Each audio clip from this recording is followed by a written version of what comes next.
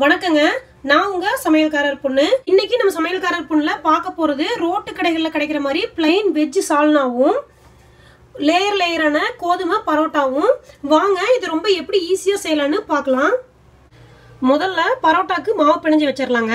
அதுக்கு நான் 1/2 கிலோவுக்கு கோதுமை மாவு எடுத்து வச்சிருக்கிறேன். இதை வந்து நம்ம ஒரு பாத்திரத்தில் போட்டுக்கலாம். இதில் சென்டரில் குழி மாதிரி பண்ணி விட்டுறலாம்.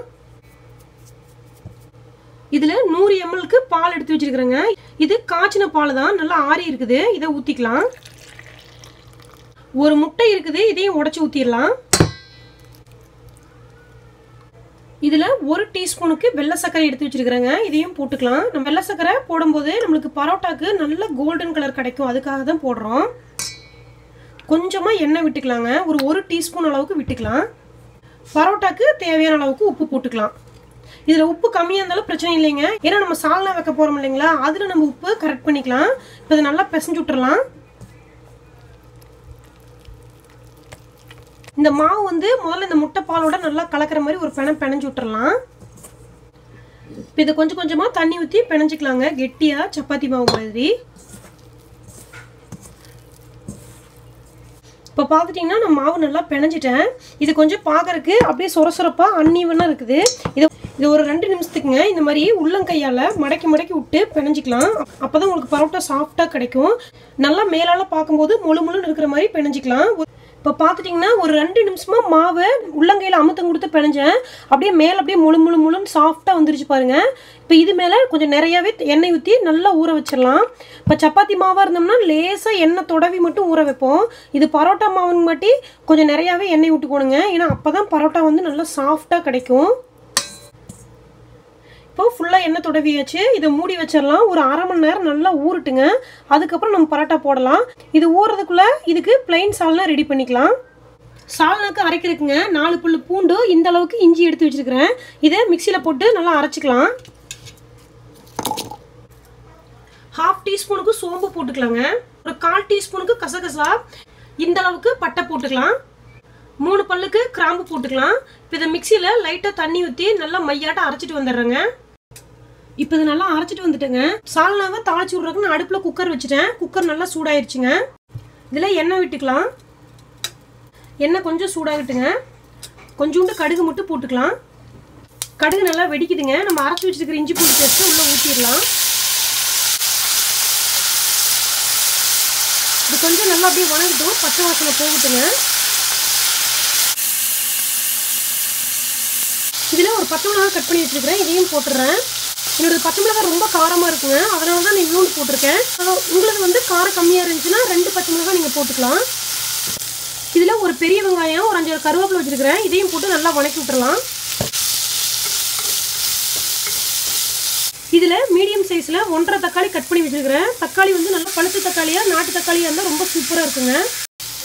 ஒரு தக்காளிக்கு தேவையான அளவுக்கு உப்பு போட்டுக்கலாங்க. தக்காளி நல்லா குழஞ்சி வெந்துட்டு இருக்குதுங்க.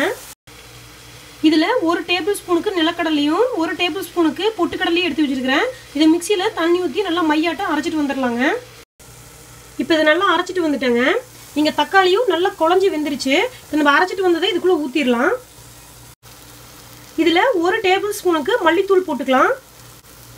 1 டேபிள் ஸ்பூனுக்கு சிக்கன் மசாலா தூள், 1/2 டேபிள் ஸ்பூனுக்கு கரம் மசாலா தூளுங்க. காரத்துக்கு தகுந்த மாதிரி மிளகாத்தூள் போட்டுக்கலாம். நான் வந்து 1/2 டீஸ்பூனுக்கு மிளகாத்தூள் போட்டிருக்கேங்க. இது எல்லாத்தையும் நல்லா கலந்து விட்டுறலாம். நீங்கள் விருப்பப்பட்டீங்கன்னா கொஞ்சம் மஞ்சத்தூள் கூட போட்டுக்கலாம். எனக்கு வந்து கிரேவி கொஞ்சம் ரெட் கலராக வரணும் அப்படிங்கிறதுனால நான் மஞ்சத்தூள் போடலை. இப்போ அதை நல்லா கலக்கி விட்டேன். ஒரு 1/4 டம்ளருக்கு தண்ணி ஊற்றிக்கலாம். இந்த மசாலாவை நல்லா கலக்கி விட்டுறலாங்க. இப்போ இது நல்லா வேகிட்டுங்க. ஒரு 2-3 கொதி வரட்டும். கொஞ்சம் கலரி விட்டே இருங்க. இது கொஞ்சம் கெட்டியாகிறதுனால அடி பிடிச்சிக்கிறதுக்கு சான்சஸ் இருக்குது. இதில் ஒரு 1/2 மூடிக்கு தேங்காயை கீர்னாப்பில் எடுத்து வச்சுருக்கிறேன். இதை மிக்சியில் போட்டு தண்ணி ஊற்றி நல்லா மையாட்டம் அரைச்சிட்டு வந்துடலாம். இப்போ இது நல்லா கொதிச்சிருச்சுங்க. நான் தேங்காயும் நல்லா மையாட்டம் அரைச்சிட்டு வந்துட்டேன். இப்போ இந்த தேங்காயை இதுக்குள்ளே ஊற்றிக்கலாம். இந்த மிக்சி ஜாரையும் கழுவி சால்னாக்கு எவ்வளோ தண்ணி வேணுமோ அந்த அளவுக்கு ஊற்றிக்கலாம். இப்போ சால்னாக்கு தேவையான அளவுக்கு தண்ணி ஊற்றிட்டேன். இது நல்லா ஒரு கொதி வரட்டுங்க. அதுக்கப்புறம் மூடி வச்சு நம்ம விசில் விட்டுறலாம். இப்போ இது நல்லா கொதிக்குதுங்க. மேலால் கொஞ்சோண்டு கொத்தமல்லி தழையை தூவி விட்டுறலாம். இப்போ குக்கரை மூடி போட்டு வச்சிடலாம். ஒரு 4லேருந்து 5 விசில் வரட்டும். அதுக்கப்புறம் அடுப்பை ஆஃப் பண்ணிக்கலாங்க. 5 விசில் வந்துருச்சுங்க. அடுப்பை ஆஃப் பண்ணிடலாம். இப்போ இது நல்லா ஊறிடுச்சுங்க ஒரு அரை மணி நேரத்துக்கு மேலே. இப்போ இதை நம்ம உருண்டை பிடிச்சிக்கலாம்.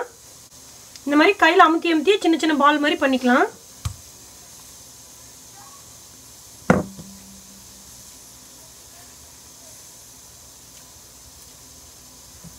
இப்போ சப்பாத்தி தேய்க்கிற கல்லுக்கு கொஞ்சம் எண்ணெய் தடவிக்கலாங்க. இது மேலே நம்ம தேய்ச்சி வச்சுருக்கிற மாவு வச்சிடலாம். கொஞ்சம் நல்லா ப்ரெஸ் பண்ணிக்கோங்க. கொஞ்சம் சப்பாத்தி கட்டைக்கு எண்ணெய் தடவிக்கலாம். ஏன்னா எண்ணெய் தடவிட்டோம்னா தான் உங்களுக்கு ஒட்டாத வரும். இதை கொஞ்சம் நல்லா விரிச்சு விட்டுக்கலாம்.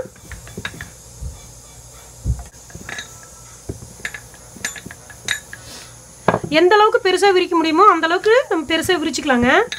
இதுவே நீங்கள் கிச்சன் மேடை வச்சு விரிக்கிற மாதிரி இருந்தீங்கன்னா இன்னும் கொஞ்சம் அகலமாக கூட பண்ணிக்கலாம். இப்போ இதை ஒரே ஒரு சென்டர்லேருந்து கீழே வரைக்கும் ஒரே ஒரு கட் மட்டும் பண்ணி விட்டுறலாம். கொஞ்சம் மாவு மேலே எண்ணெய் விட்டுக்கலாம். ஏகமும் தடவி விட்டுருங்க. கொஞ்சம் ட்ரை கோதுமை மாவு எடுத்து வச்சுருக்கிறேன். இதை கொஞ்சமாக எடுத்து இந்த மாவு மேலே தூவிக்கலாம். லேசாக தூவி விட்டுருங்க. ஏன்னா இதை சுருட்ட போகிறோம். அழகாக லேயராக வரதுக்காக தான் இந்த மாதிரி வர மாவு போட்டு விடுறோம். இப்போ இதை வந்து சுருட்டிக்கலாம். இதை சுருட்டுறப்போ பார்த்தீங்கன்னா இந்த கட் பண்ணோம் இல்லைங்களா, அது இப்படி அழகாக மடிச்சு விட்ருங்க. இப்படி கை ரெண்டு ஓரத்துலையும், இந்த ஓரத்துலையும் இந்த கட் பண்ண இடத்துலையும் கை வச்சு அப்படியே சுருட்டிகிட்டே வாங்க.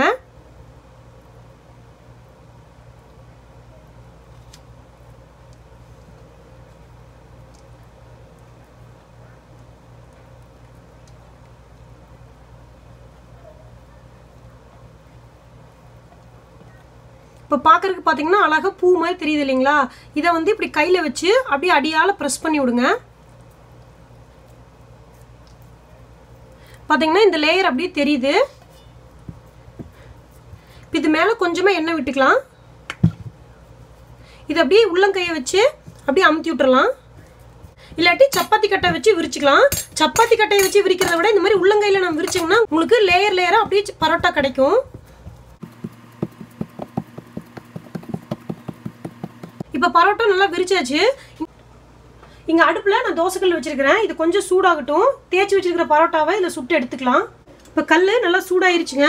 நம்ம தேய்ச்சி வச்சுருக்கிற பரோட்டாவை கல்லில் போட்டுடலாம். கீழால் வேகட்டும். அதுக்கப்புறம் இது திருப்பி விட்டுறலாங்க. பார்த்தீங்கன்னா அப்படியே பபுள் மாதிரி எந்திரிக்குது. இப்போ திருப்பி விட்டுறலாம்.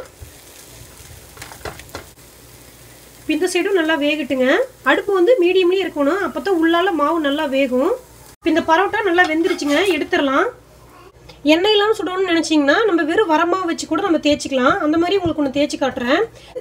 இப்போ இந்த மாவை நல்லா வரமாவில் நல்லா ரெண்டு சைடு ஆகிற மாதிரி தொடச்சி எடுத்துக்கோங்க. இப்போ இதை நல்லா விரிச்சு விட்டுறலாம்.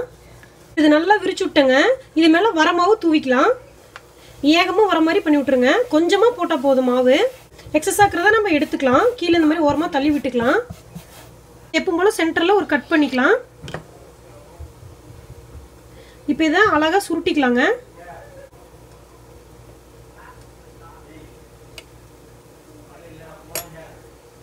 இப்போ இது பார்த்தீங்கன்னா இப்படி சுருட்டி இருக்கேன். இப்போ இதை வந்து ஒவ்வொரு லேயராக இந்த ரோஜாப்பூ விரிக்கிற மாதிரி நல்லா ஏகமும் வர மாதிரி விரிச்சு விடுங்க. இப்போ இதை பார்த்தீங்கன்னா நல்லா ரோஜாப்பூ விரிக்கிற மாதிரி விரிச்சிட்டேன். இது இப்படி வச்சு லைட்டாக ஒரு ப்ரெஸ் மட்டும் கொடுங்க. இதை வந்து அடியால் அப்படியே மடக்கி விட்டுருங்க. நல்லா ஒரு ப்ரெஸ் கொடுத்துருங்க. இப்படி லைட்டாக இந்த பாம் வச்சு ப்ரெஸ் பண்ணிகிட்டே இருங்க. இப்போ இதை நல்லா விரிச்சு விட்டேங்க. இதையும் தோசைக்கல்லில் போட்டு எடுத்துக்கலாம். இதுக்கு வந்து கொஞ்சமாக எண்ணெய் ஊற்றி சுட்டுக்கலாங்க.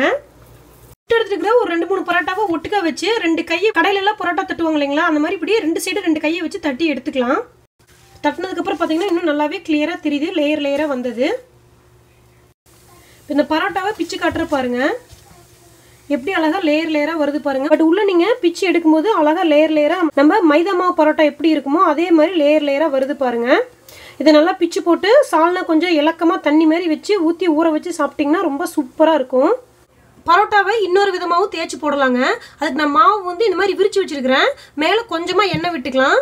குழந்தைங்களுக்கு கொடுக்குற மாதிரி இருந்தீங்கன்னா கொஞ்சம் நெய் விட்டுக்கோங்க.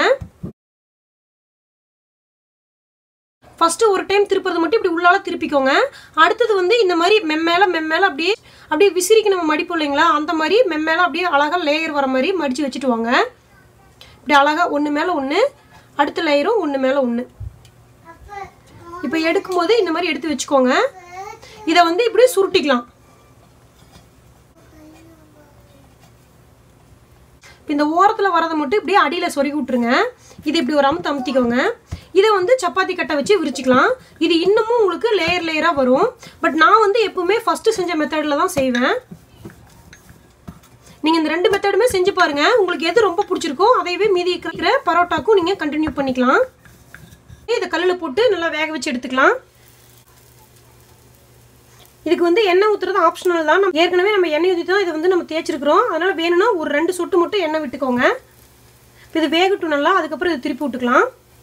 இங்கே இந்த பரோட்டா வேகிறதுக்குள்ளே இங்கே சால்னாவும் நல்லா விசில் இறங்கிடுச்சுங்க. திறந்து பார்த்துடலாம். பார்த்தீங்கன்னா அப்படியே சூப்பராக எண்ணெயெல்லாம் பிரிஞ்சு வந்து பிளைன் சால்னா ரெடி ஆயிடுச்சு பரோட்டாக்கு.